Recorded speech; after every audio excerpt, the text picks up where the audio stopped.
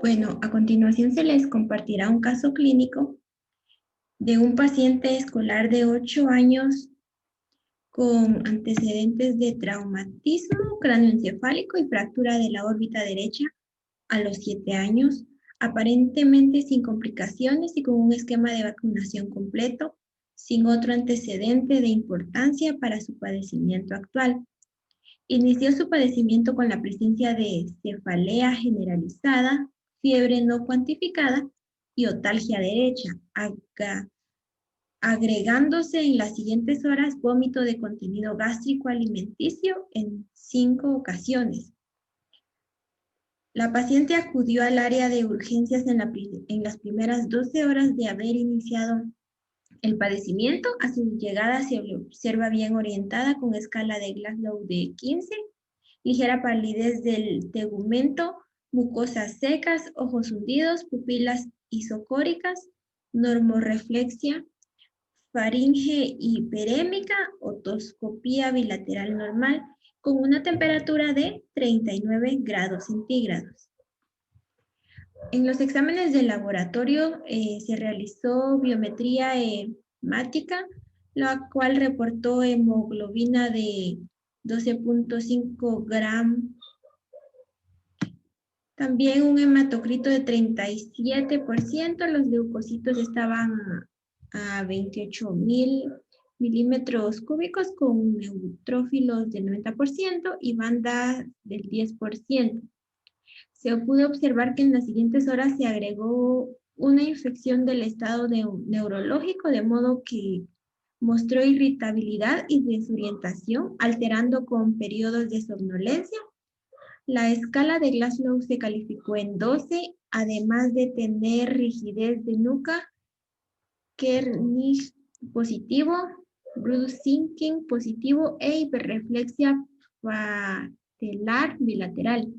Se repitieron nuevamente los estudios encontrándose leucocitos de 23.300 milímetros cúbicos, los neutrófilos con un 88%, los linfocitos un 12%, las bandas un 29%, las plaquetas estaban a 242.000.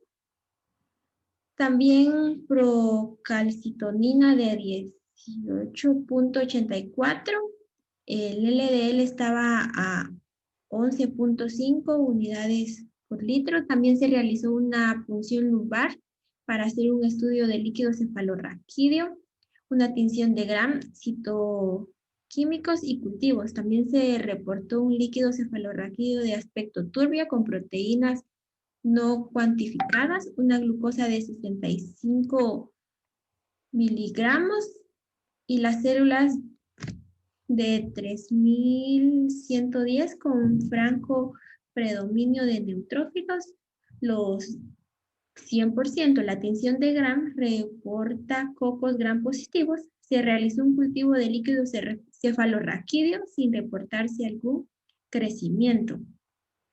Entonces, ¿cuál es el posible diagnóstico? Opción A, lesión parenquimatosa. Opción B, meningitis aséptica. Y opción C, meningitis piógena aguda.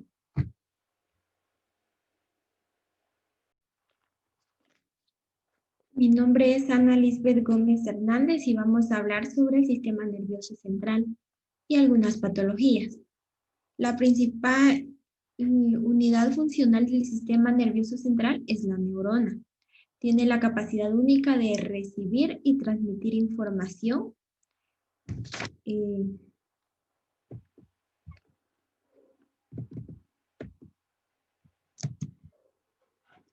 Tenemos también algunas patologías del sistema nervioso central. Tenemos las reacciones de las neuronas frente a la agresión. Encontramos que la lesión neural puede ser un proceso agudo, a menudo consecuencia de una falta de oxígeno o glucosa o también de un traumatismo. O también puede ser un proceso lento que a menudo se asocia a la acumulación de agregados anómalos de proteína, como sucede en las enfermedades cerebrales degenerativas. También tenemos la reacción de los astrocitos frente a las agresiones, la cual la gliólisis es el indicador histológico más importante de la lesión del sistema nervioso central y se caracteriza tanto por hipertrofia como por hiperplasia de los astrocitos. Las lesiones celulares agudas, como en la hipoxia o en la hipoglicemia y en las lesiones tóxicas, se manifiesta como tumefacción cerebral. Algunas otras lesiones celulares conducen a la aparición de cuerpos de inclusión citoplasmáticas. También tenemos la reacción de la microglía frente a las agresiones. Estas células actúan como macrófagos residentes en el sistema nervioso central y también responden ante una agresión por medio de la proliferación, desarrollando núcleos elongados, formando agregados alrededor de pequeños focos de necrosis tisular, también congregándose alrededor de los cuerpos celulares de las neuronas que están muriendo.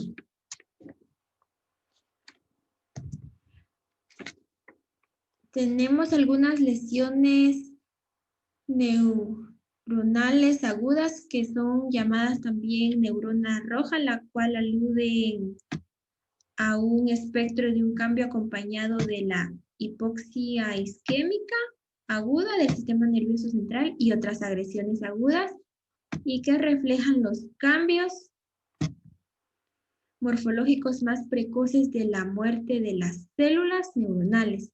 También encontramos la lesión neural subaguda y crónica, que es degenerativa.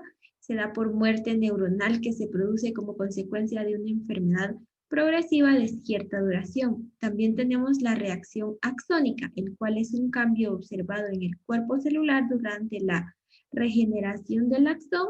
Se produce un aumento de la síntesis de proteínas en relación con la aparición de gemación axónica. Algunas otras patologías están el edema cerebral, hidrocefalia e hipertensión arterial, también la herniación. El edema cerebral es una acumulación excesiva de líquido dentro del parénquima cerebral. También es consecuencia del aumento de la salida de líquido desde los vasos o de las lesiones de distintas células del sistema nervioso central. Podemos encontrar que hay dos mecanismos principales por los que se forma el edema en el cerebro. Está el edema vasógeno y el edema citotóxico. En el edema vasógeno podemos hallar un aumento de líquido extracelular que se produce cuando se altera la integridad de la barrera hematoencefálica y un aumento de la permeabilidad vascular, lo cual permite que el líquido se desplace desde el compartimento vascular a los espacios intracelulares del cerebro. En el edema citotóxico podemos encontrar que hay un aumento del líquido intracelular como consecuencia de la lesión de la membrana de la neurona, las células de las glías o las células endoteliales, como podía suceder después de una lesión hipóxica o isquémica generalizada o también después de un trauma metabólico. En la hidrocefalia corresponde a un incremento del volumen del líquido cefalorraquídeo en todo o en parte del sistema ventricular. El plexo coroideo del sistema ventricular produce el líquido cefalorraquídeo, el cual circula normalmente por el sistema ventricular y entra en la cisterna magna en la base del tronco del encéfalo a través del agujero de Luschka y Magendie. Encontramos que la mayoría de los casos de hidrocefalia son consecuencias de una alteración en el flujo y la reabsorción del líquido cefalorraquídeo. La producción excesiva es una causa poco frecuente que se encuentra en los tumores del plexo coroideo. También tenemos a la hipertensión intracraneal y la herniación. Tenemos que la herniación es el desplazamiento del tejido cerebral por debajo del pliegue durales rígidos o a través de los agujeros del cráneo en relación con un aumento de la presión intracraneal. El aumento del volumen del encéfalo, el líquido cefalorraquídeo se desplaza y la vasculatura se comprime con el consiguiente aumento de la presión dentro de la cavidad craneal. Cuando el aumento supera los límites del que permite a compresión de las venas y el desplazamiento del líquido cefalorraquídeo, el tejido se hernia entre los compartimentos siguientes, siguiendo los gradientes de la presión. La herniación se suele asociar a un efecto de masa que puede ser difuso, el cual sería el edema cerebral generalizado, o puede ser focal, que son los tumores, abscesos o hemorragia. Y el aumento de la presión intracraneal puede recibir también perfusiones del cerebro, lo que agrava todavía más el edema cerebral. Si la expansión es bastante grave, puede aparecer herniaciones en múltiples localizaciones anatómicas, encontrando una herniación por debajo del os, el cual se produce cuando la expansión de un hemisferio desplaza a la circunvolución del cíngulo debajo del borde del os. También encontramos la herniación transterritorial, que se produce cuando la cara medial del lóbulo temporal se comprime frente al borde libre de la tienda. Está la herniación de las amígdalas, el cual es el desplazamiento de la amígdala cerebelosa a través del agujero magno. Otras malformaciones congénitas y trastornos del desarrollo, en las cuales podemos encontrar un defecto del tubo neural, el cual es el fracaso en el cierre de una parte del tubo neural o la reapertura de una región del mismo. Tras su cierre con éxito, puede ocurrir malformaciones que pueden afectar al tejido neural, las meninges y el hueso, o también a los tejidos blandos subyacentes en combinación variable. En conjunto, los defectos del tubo neural representan la malformación del sistema nervioso central más frecuente y suele afectar a la médula espinal. Una de estas alteraciones podemos encontrar que es la disrafia vertebral. También es conocida como espina bífida y puede variar desde defecto óseo asintomático a una malformación grave que consiste en un segmento desorganizado plano de la médula espinal asociado a una evaginación meningia que lo recubre. También podemos encontrar ahí el mielomeningocele, el cual es una extensión del tejido del sistema nervioso central que aparece a través de un defecto de la columna vertebral. Este término se emplea solo cuando se produce la extensión de las meninges. También encontramos el encefalocele, el cual es un divertículo del tejido del sistema nervioso central que se extiende a través de un defecto en el cráneo. También suele localizarse en la fosa posterior, aunque se puede herniar extensiones similares del cerebro a través de la lámina cribosa en la fosa anterior. También tenemos anencefalia, la cual es una malformación del extremo anterior del tubo neural que provoca la ausencia de la mayor parte del cerebro y el cráneo. El desarrollo del prosencéfalo se detiene aproximadamente a los 28 días de la gestación y lo único que persiste es el área cerebrovascular. También tenemos a la malformación del prosencéfalo, la cual es una alteración de la generación y la migración de las neuronas durante el desarrollo, provocando una malformación en el prosencéfalo que puede ser focal o afectar a estructuras completas. La reserva de células precursoras proliferativas en el cerebro en el desarrollo se encuentran adyacentes al sistema ventricular. Una de esas malformaciones es la lisencefalia, la cual es una malformación caracterizada por una reducción en el número de circunvoluciones que en casos extremos puede faltar por completo. También tenemos a la polimicrogiria, que se caracteriza por el aumento del número de circunvoluciones formadas irregularmente y pequeñas. También tenemos a la heterotopías neurales, que son un grupo de trastornos de la migración que suele asociarse a epilepsia. Tenemos a la homoprosencefalia, el cual es un espectro de malformaciones caracterizadas por una separación incompleta de los hemisferios cerebrales a través de la línea media.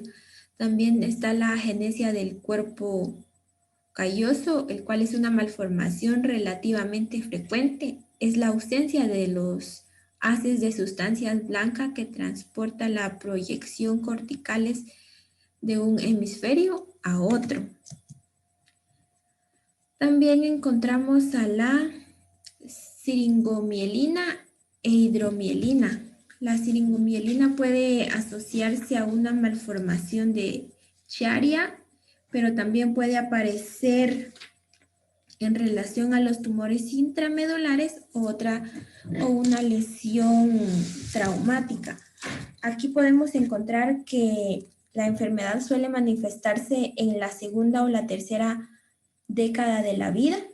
Los síntomas y signos característicos de un siringoma incluye la pérdida aislada de la sensación dolorosa y térmica en las extremidades superiores, dada la afectación precoz de las fibras comisurales que se entrecruzan en la parte anterior de la médula espinal.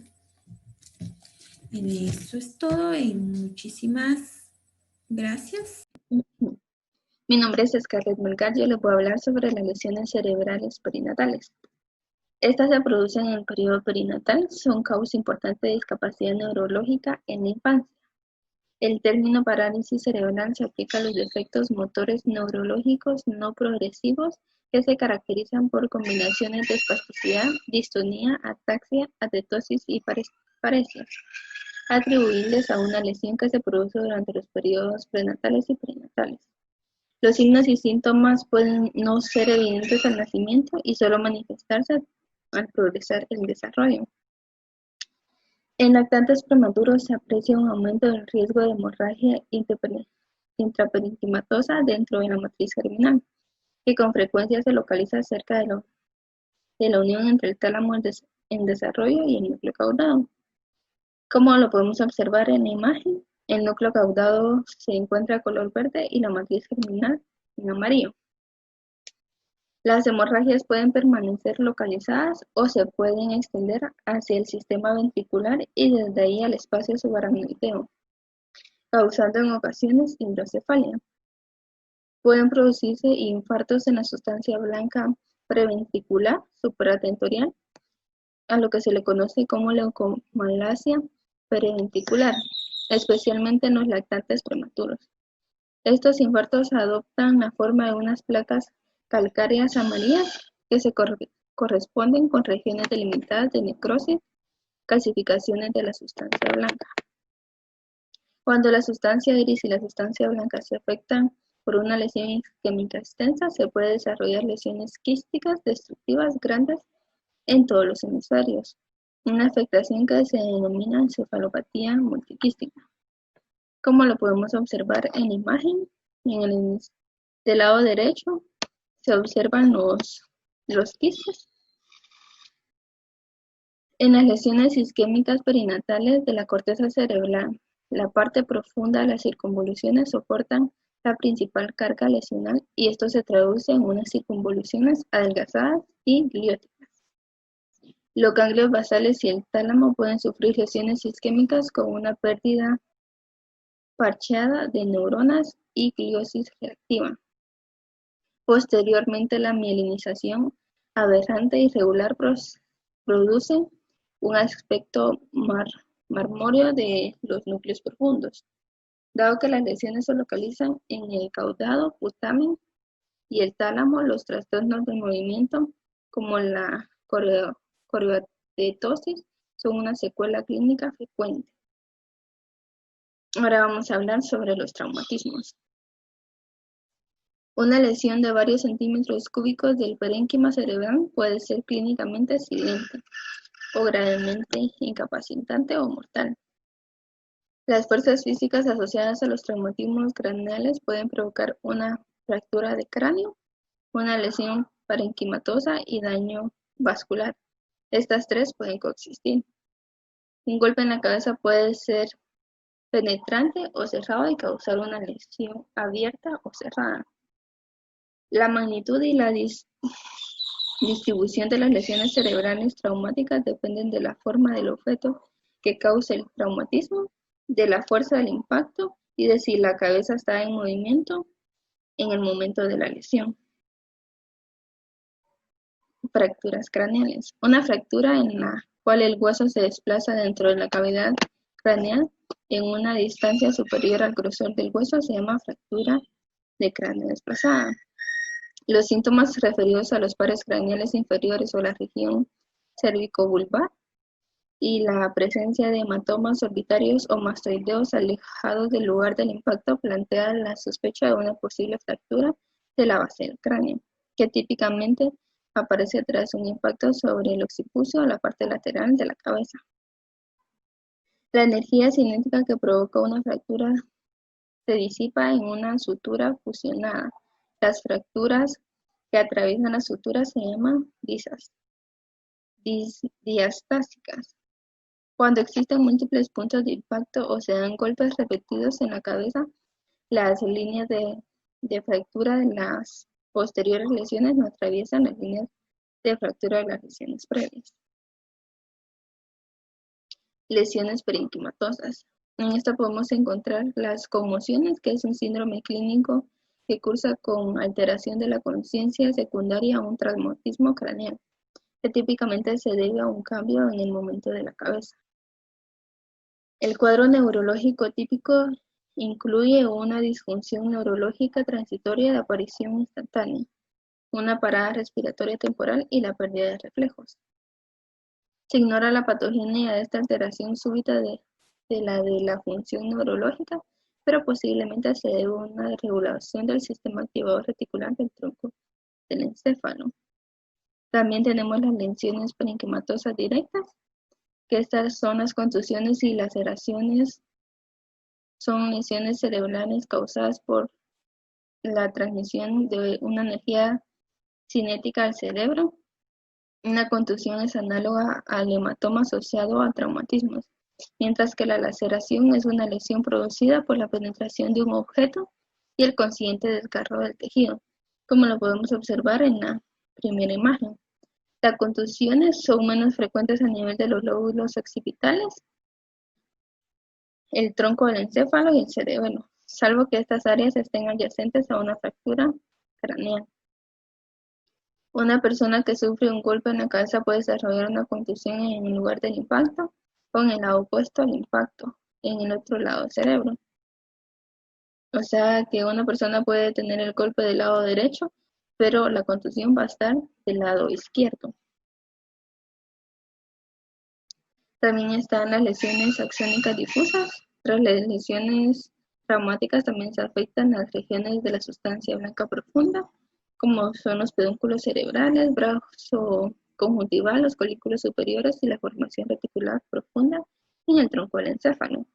Entre los hallazgos microscópicos hay tumefacción axónica sugestiva de una lesión axónica difusa y lesiones hemorrágicas focales.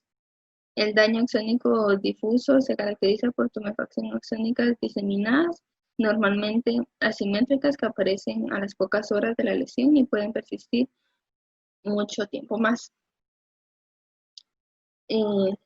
Las lesiones vasculares traumáticas, estas es un componente frecuente de los traumatismos del sistema nervioso central. Se produce por un traumatismo directo con rotura de la pared vascular que se asocia a una hemorragia en diversas localizaciones anatómicas.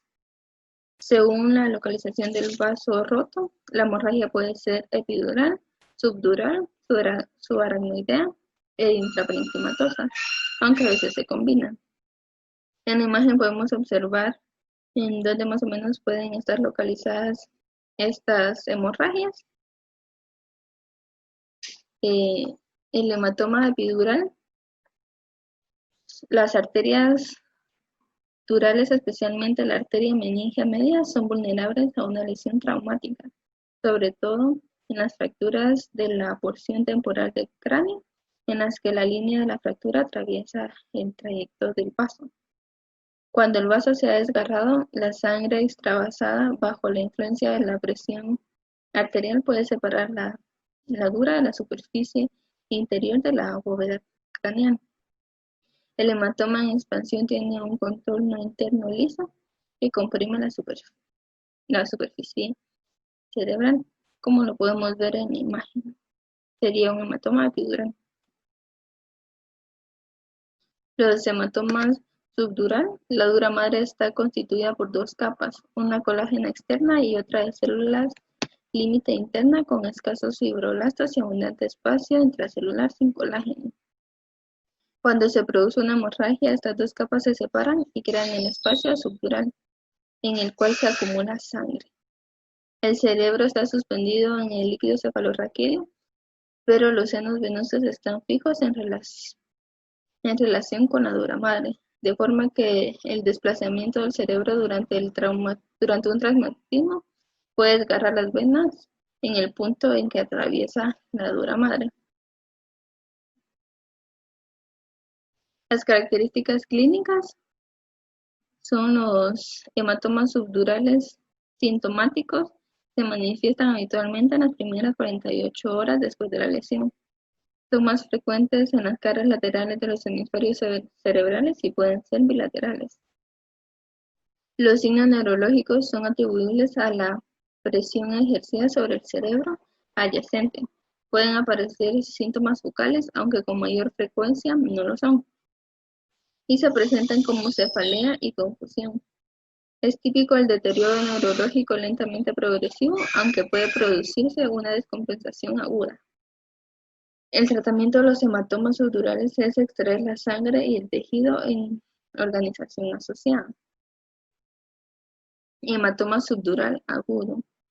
Aparece macroscópicamente como una colección de sangre coagulada reciente que sigue el perfil de la superficie cerebral sin extenderse hacia la zona profunda de los surcos.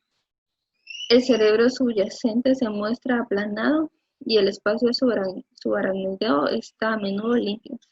Habitualmente la hemorragia venosa es autolimitada y con el tiempo se produce la degradación y organización del hematoma. Este proceso suele seguir la siguiente secuencia, que sería la lisis del coágulo, crecimiento de los fibroblastos desde la superficie de la dura hacia el hematoma y por último el desarrollo temprano de un tejido conjuntivo y alinizado, que esto ya se produce 2 meses después del hematoma subdural agudo.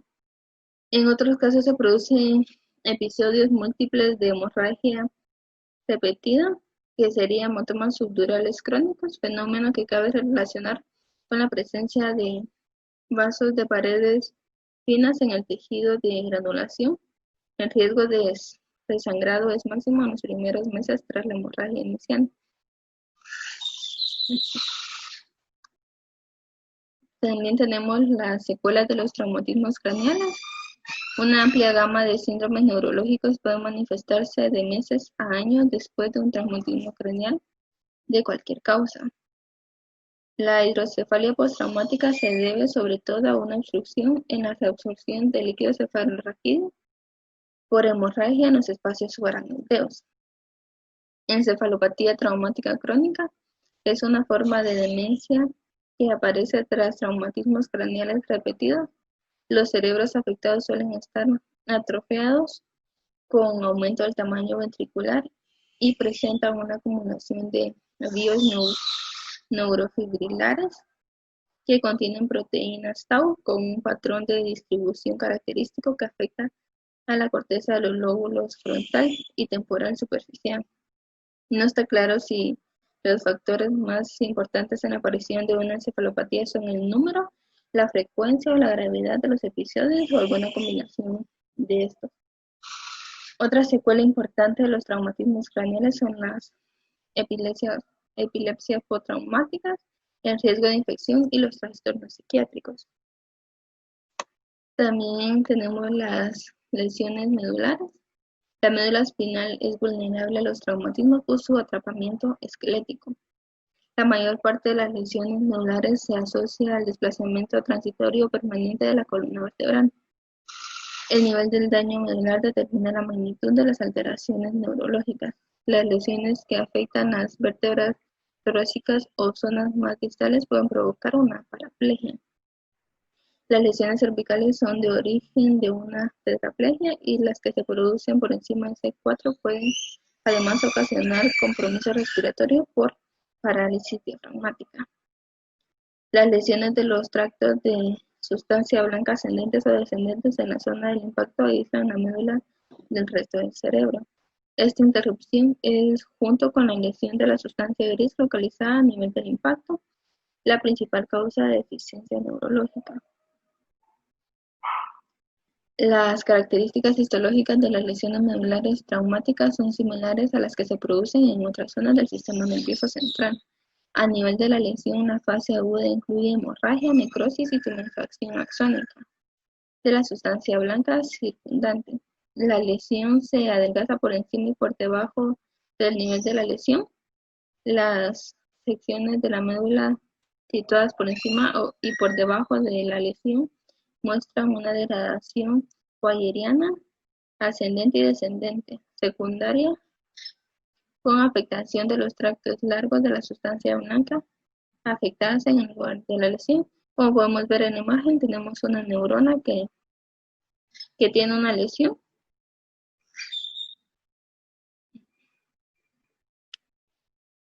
Después tenemos las enfermedades cerebrovasculares. Estas son la lesión cerebral secundaria o una alteración del flujo. Se puede agrupar en función de la etiología isquémica o hemorrágica. El término accidente cerebrovascular o ictus es el concepto clínico que incluye todos los procesos, sobre todo cuando los síntomas son agudos. Desde una perspectiva fisiopatológica de la anatomía patológica, es conveniente considerar que las enfermedades cerebrovasculares corresponden a dos procesos.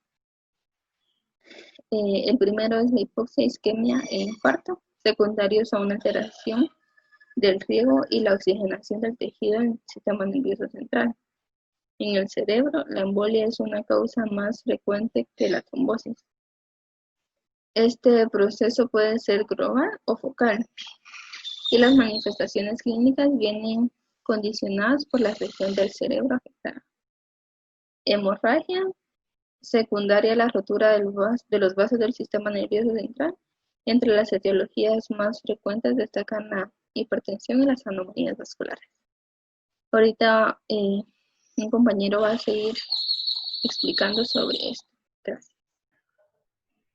Mi nombre es Oscar Mejía. Vamos a hablar sobre enfermedades cerebrovasculares. Esto se puede dividir en dos, que pueden ser isquémicos o hemorrágicos, también denominados ictus isquémico o ictus hemorrágico. Hablaremos de la hipoxia, de la isquemia y del infarto. Tenemos que tomar en cuenta estos puntos importantes, que el cerebro necesita un aporte constante de oxígeno y de glucosa, que llega a través de los vasos cerebrales, recibe el 15% del consumo cardíaco en reposo y es responsable del 20% del consumo total de oxígeno en el cuerpo. Es de recalcar acá que, a pesar de que es un órgano muy de bajo peso, que solo es el 2% del peso total corporal, pero sin embargo consume el 15% del consumo cardíaco. El flujo sanguíneo cerebral se mantiene relativamente estable en un intervalo amplio de presiones intracraneales. Esto es debido a una autorregulación de la resistencia vascular. La hipoxia es causada por una presión parcial baja de oxígeno. Es el deterioro de la capacidad del transporte de oxígeno o inhibición del consumo de oxígeno por los tejidos. Y la isquemia es causada por la interrupción del flujo circulatorio normal y puede ser transitoria o permanente. La diferencia con la hipoxia que pues la hipoxia solo es una disminución, una ausencia del oxígeno, a diferencia de esto que es la interrupción del flujo circulatorio. Aquí se agota el ATP y se pierde el potencial de membrana esencial para la actividad eléctrica neuronal en el potencial de acción. Las principales causas pueden deberse a una reducción de la presión de perfusión o una obstrucción de los vasos de pequeño o gran calibre, o ambas. Cuando se reduce el flujo de una región del cerebro, la supervivencia del tejido en riesgo depende de la circulación colateral de la duración de la isquemia. No podemos definir un tiempo que puede durar una hipoxia o una isquemia, pues esto es relativamente a la supervivencia que hace la circulación colateral. La isquemia cerebral global, que es la hipoxia difusa, es cuando existe una reducción generalizada de la perfusión cerebral. Esta se puede dividir en leve, puede producir solo un estado confusional, post-isquémico, transitorio, con posible recuperación completa sin lesiones tisulares irreversibles, siendo sensible la zona o sector Somder CA1, que es la más sensible. Y también está la isquemia cerebral global intensa, que se produce cuando hay una muerte neuronal diseminada, con independencia de la vulnerabilidad regional. Los sobrevivientes quedan en estado vegetativo persistente.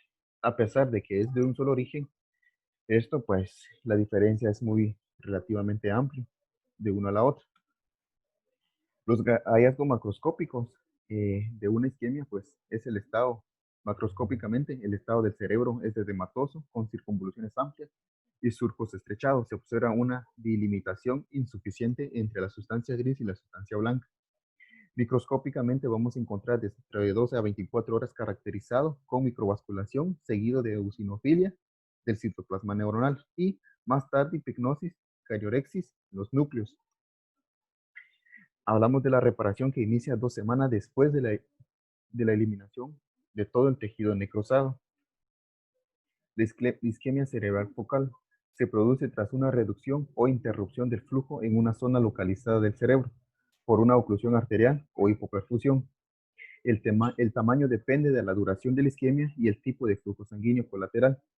Esta isquemia se da principalmente en el polígono de Wills. Esto puede deberse a la embolización de un origen lejano, una trombosis in situ o diversos tipos de vasculitis. Pues el origen, como habíamos dicho, que puede ser lejano, los más frecuentes suelen ser los trombos murales cardíacos. Entre ellos está el infarto del miocardio, la enfermedad valvular y la fibrilación auricular, que son los factores predisponentes. Otra fuente también es la trombosis de origen arterial y es a partir de placas ateromatosas dentro de las arterias carótidas. Otra fuente es los émbolos paradójicos, sobre todo en niños con malformaciones cardíacas. Los émbolos tienden a alojarse en los lugares donde los vasos se ramifican o en zonas de estenosis luminal preexistente. Los procesos inflamatorios, la panarteritis nudosa y otras vasculitis no infecciosas pueden afectar los vasos cerebrales y provocar infartos solitarios o múltiples en el cerebro. También están la isquemia por abuso de drogas, como las anfetaminas, la heroína y la cocaína. Hablamos de los infartos. Puede ser desarrollada por una hemorragia secundaria por la lesión por isquemia reperfusión a través de colaterales o después de la disolución de fragmentos del material oclusivo intravascular. Estas hemorragias son petequiales y pueden ser múltiples o incluso confluentes. En los hallazgos de los infartos no hemorrágicos, macroscópicamente, a las 48 horas el tejido se torna pálido, blando y tumefacto. Entre el día 2 y el día 10 el tejido se torna gelatinoso y friable. Entre el día 10 y la tercera semana, el tejido se licúa, dejando finalmente una cavidad llena de líquido recubierta por tejido gris oscuro, hasta que se reabsorbe el tejido muerto. Microscópicamente, encontramos que a las 12 horas las células endoteliales y gliales, especialmente los astrocitos, se vuelven edematosas y las fibras mielínicas comienzan a desintegrarse. A las 48 horas aumenta de forma progresiva la migración del neutrófilo, que después cede. La primera semana puede aparecer astrocitos reactivos. Meses posteriores reduce los astrocitos, dejando densa trama de fibras gliales mezcladas con capilares nuevos y algo de tejido conjuntivo perivascular. Los infartos hemorrágicos. Es paralelo a la isquemia, pero se añade la extravasación y reabsorción de tejido, reabsorción sanguínea. Los carcinomas, las infecciones localizadas y otros procesos que dan lugar a una situación de hipercoagulabilidad aumenta el riesgo de la trombosis venosa. Los infartos de la médula espinal asociados a la hiperfusión o ser consecuencia de la interrupción traumática de las tributarias nutricias originadas en la aorta.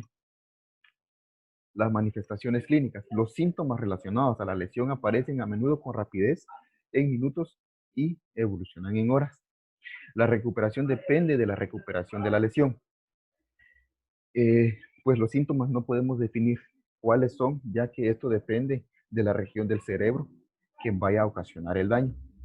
Se presenta una mejoría en algunos meses posteriores. La enfermedad cerebrovascular hipertensiva.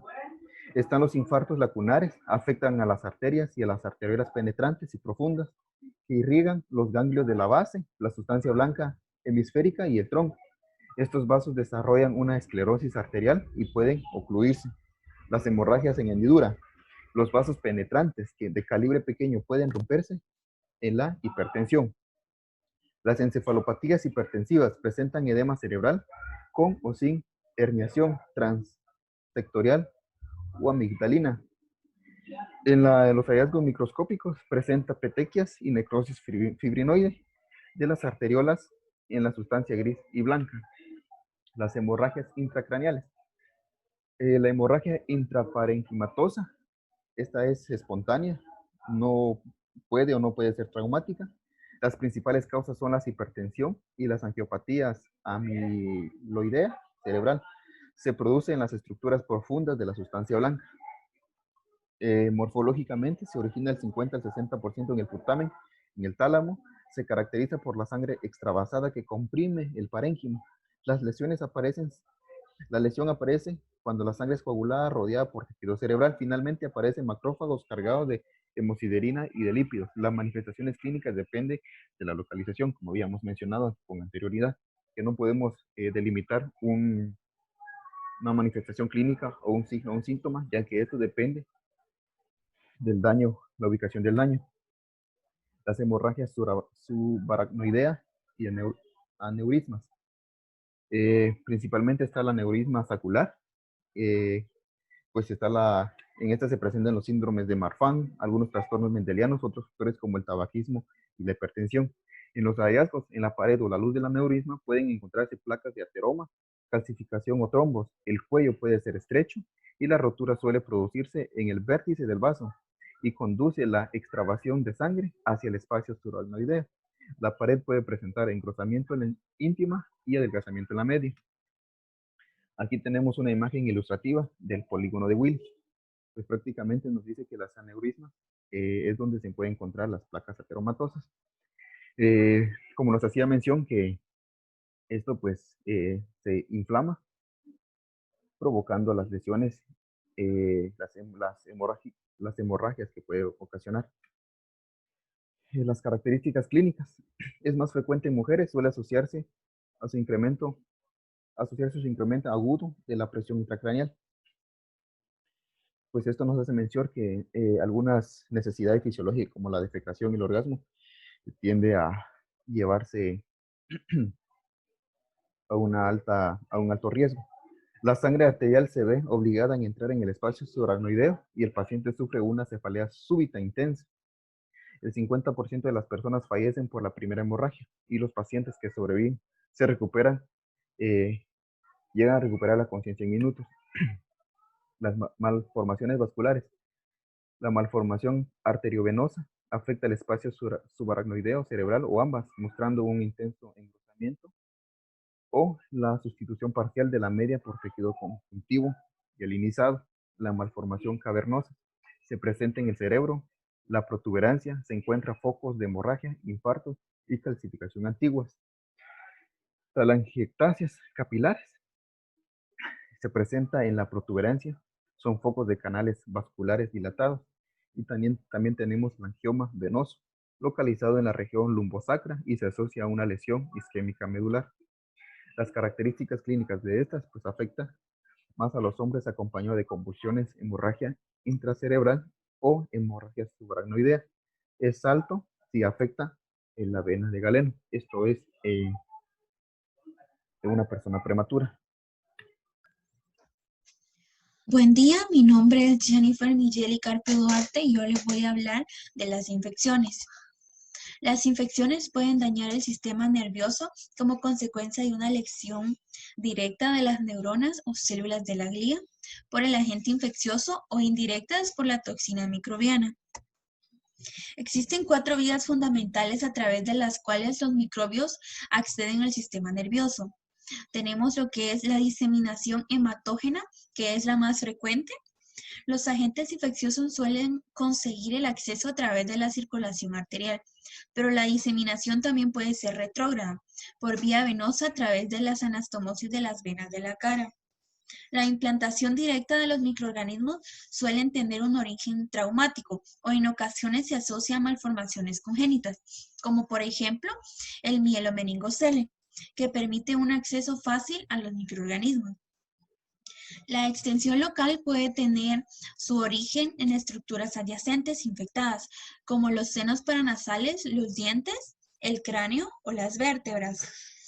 Los virus también pueden transportarse a lo largo del sistema nervioso periférico, como sucede en el virus de la rabia y el herpes zóster. En este cuadro podemos ver las infecciones más frecuentes en el sistema nervioso central. En las infecciones bacterianas tenemos lo que es la meningitis, que esta puede ser meningitis piógena aguda o meningitis crónica. Como podemos ver en este cuadro aparecen las bacterias posiblemente causantes de esta infección. También tenemos las infecciones localizadas, como son los abscesos, que estas comúnmente son causadas por estreptococos y estafilococos. En las infecciones víricas tenemos también la meningitis aséptica aguda, que es causada por los virus ahí presentados. Tenemos encefalitis y síndrome del tronco del encéfalo y la médula espinal. También tenemos lo que son las riquecias, espiroquetas y hongos que causan síndromes meningíticos. Y en la clasificación de protozoos y metazoos tenemos síndromes meningíticos y infecciones localizadas.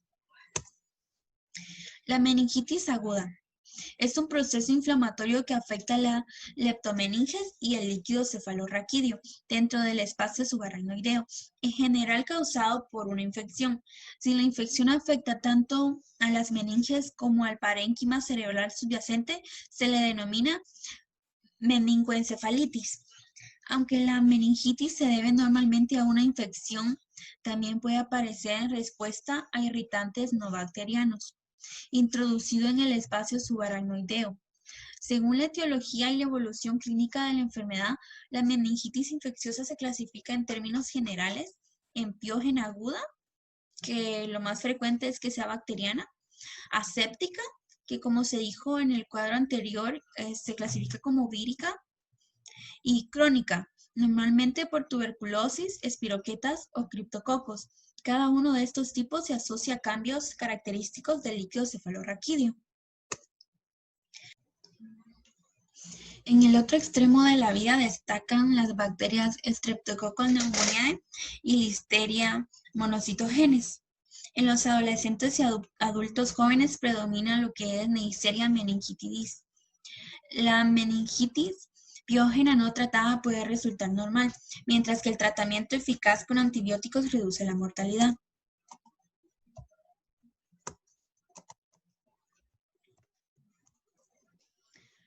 Los síntomas y signos que presentan estos pacientes típicamente son sistémicos, de infección junto con irrigación meningia y deterioro neurológico, con cefalea, fotofobia, irritabilidad, obnubilancia de conciencia y rigidez de nuca.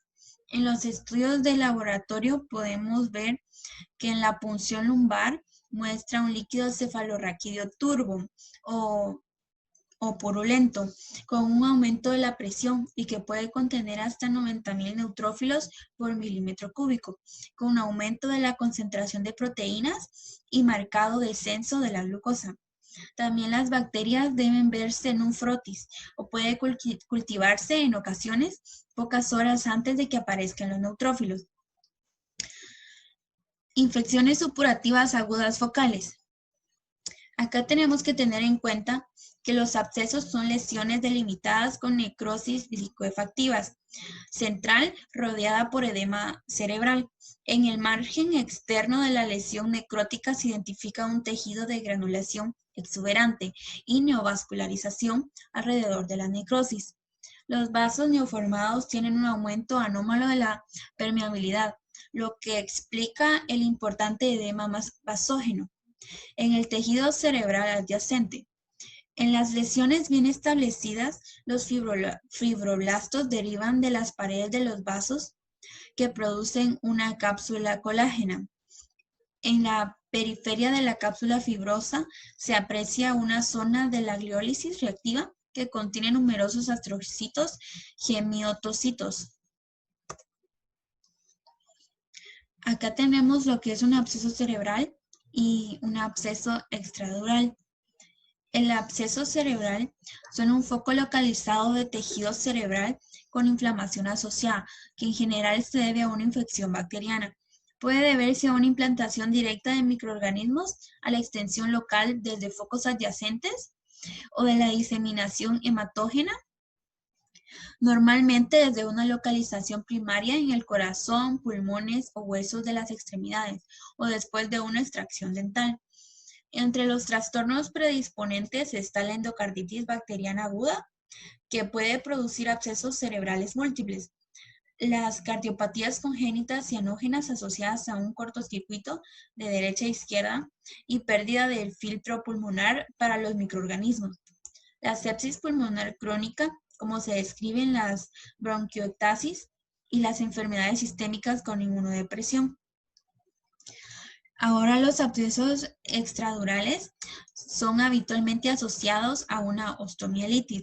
Se suele originar en un foco adyacente e infección como sinusitis o una cirugía previa. Cuando los abscesos se producen en el espacio epidural de la columna, puede causar comprensión de la médula espinal y constituyen una urgencia neuroquirúrgica. Meningoencefalitis bacteriana crónica. Las infecciones bacterianas crónicas de la meninge pueden deberse a Mycobacterium tuberculosis, Treponema pallidum y en especies de Borrelia. En la tuberculosis del sistema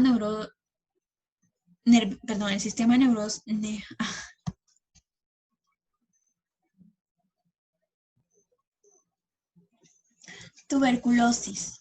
La tuberculosis del sistema nervioso central puede ser de la enfermedad activa en otros lugares del cuerpo o aparecer de forma aislada tras la siembra a partir de lesiones silentes a otros niveles, sobre todo a pulmones. Puede afectar a los meninges del cerebro. Las características clínicas que presenta son cefalea, malestar, confusión mental y vómito. Los tuberculomas producen síntomas propios de las lesiones cerebrales, ocupantes de espacio y debe ser diferenciado de los tumores del sistema nervioso central. El líquido cefalorraquídeo muestra típicamente una pleocitosis constituida por células mononucleares o una mezcla de neutrófilos y mononucleares. La concentración de proteínas está elevada y el contenido de glucosa habitualmente reducido o normal. La complicación más grave de la meningitis tuberculosa crónica es una fibrosis de la aracnoides, que puede producir hidrocefalia y una endoarteritis. Esto ocasiona una oclusión de la arteria e infarto del cerebro subyacente. Cuando el proceso afecta al espacio subaracnoideo de la médula espinal, puede lesionar también las raíces nerviosas. La neurosífilis es una manifestación del estadio terciario de la sífilis y se presenta aproximadamente en el 10% de las personas infectadas que no han recibido tratamiento. Los principales patrones que afectan al sistema nervioso central son la neurosífilis meningovascular, la neurosífilis paréntica y la tabes dorsal. Los pacientes muestran con frecuencia cuadros mixtos o incompletos, sobre todo combinaciones de tabes dorsal, enfermedad parética. Los pacientes infectados por VIH tienen un mayor riesgo de presentar neurosífilis, en concreto una meningitis sifilítica aguda o una enfermedad meningovascular, por la alteración de la inmunidad mediada por células. La velocidad de progresión y la gravedad de la enfermedad también están aceleradas por este mismo motivo. Neuroboriólisis o enfermedad de Lyme. Esta es causada por espiroquetas, Borrelia, que se transmite por diversas especies de garrapatas ixodes. La afectación del sistema nervioso central se llama neuroborreliosis. Los signos y síntomas neurológicos que provocan son muy variados y comprenden meningitis aséptica, parálisis del nervio facial, encefalopatía leve y otras polineuropatías, además de la encefalopatía. Los pocos casos autopsiados muestran una proliferación focal de las células de la microglia cerebral y también gérmenes extracelulares dispersos. Meningoencefalitis vírica. La encefalitis vírica es una infección parenquimatosa del cerebro que se asocia prácticamente a todos los casos de inflamación meningia y en ocasiones a una afectación simultánea de la médula espinal. El sistema nervioso es particularmente susceptible a determinados virus. Este tropismo neural adopta varias formas. Algunos virus infectan tipos específicos de células dentro del sistema nervioso central, mientras que otros afectan preferentemente a regiones particulares del cerebro. La latencia es una fase importante de varias infecciones víricas del sistema nervioso central. Virus del herpes simple tipo 1. La encefalitis por virus del herpes simple tipo 1 se presenta sobre todo en niños y adultos jóvenes. Aproximadamente el 10% de los individuos afectados tienen antecedentes de una infección herpética previa. Los síntomas de presentación habitualmente incluyen alteraciones en el estado de ánimo, memoria y comportamiento. Los métodos basados en la reacción de la cadena de la polimerasa para la detección de virus en muestras de LCR han facilitado el diagnóstico y el reconocimiento de este cuadro en un subgrupo de pacientes con forma menos grave de la enfermedad. Algunos individuos tienen una evolución subaguda, con manifestaciones clínicas de debilidad, obnubilación, ataxia y convulsiones, que evolucionan por un periodo de tiempo prolongado de 4 a 6 semanas. El virus del herpes tipo 2 también puede infectar el sistema nervioso. En los adultos produce meningitis, pero hasta el 50% de los neonatos nacidos por parto vaginal de mujeres infectadas genitales primarias activas por VHS adquieren la infección durante el paso por el canal del parto y desarrollan una encefalitis grave. En los individuos con una infección por virus del herpes simple activa, el virus del herpes simple tipo 2 puede producir encefalitis hemorrágica y necrosante. El virus de la varicela zoster. La infección primaria por la varicela produce uno de los exantemas infantiles que en general no se asocia a manifestaciones neurológicas. Tras la infección cutánea, el virus establece una infección latente en las neuronas sensitivas de los ganglios de la raíz dorsal o del trigémino. La reacción de la infección en los adultos se manifiesta como una erupción vesiculosa dolorosa en la piel, en el territorio de uno o más dermatomas. La reactivación del herpes zóster es típicamente un proceso autolimitado, pero puede asociarse a un síndrome de neuralgia posherpética, caracterizado por dolor persistente que en ocasiones es inducido por estímulos que no son dolorosos normalmente. Este tipo de herpes puede causar artritis granulomatosa en pacientes inmunodeprimidos, causa encefalitis por múltiples lesiones. Con respecto al caso del paciente de 8 años, que fue planteado al principio de la presentación, pues nuestro posible diagnóstico es una meningitis piógena aguda bacteriana. La discusión de nuestro caso clínico, pues los resultados de la biometría, el deterioro de su estado de conciencia, así como la aparición de datos clínicos de irritación meningia, signos de Kernig y de Bruschinsky, nos confirmó clínicamente el diagnóstico de meningitis que se corroboró con el resultado del líquido cefalorraquídeo. Tener siempre en mente la posibilidad de un proceso infeccioso del sistema nervioso central ayuda a hacer diagnósticos tempranos y hace la diferencia en la evolución y el pronóstico. Muchas gracias.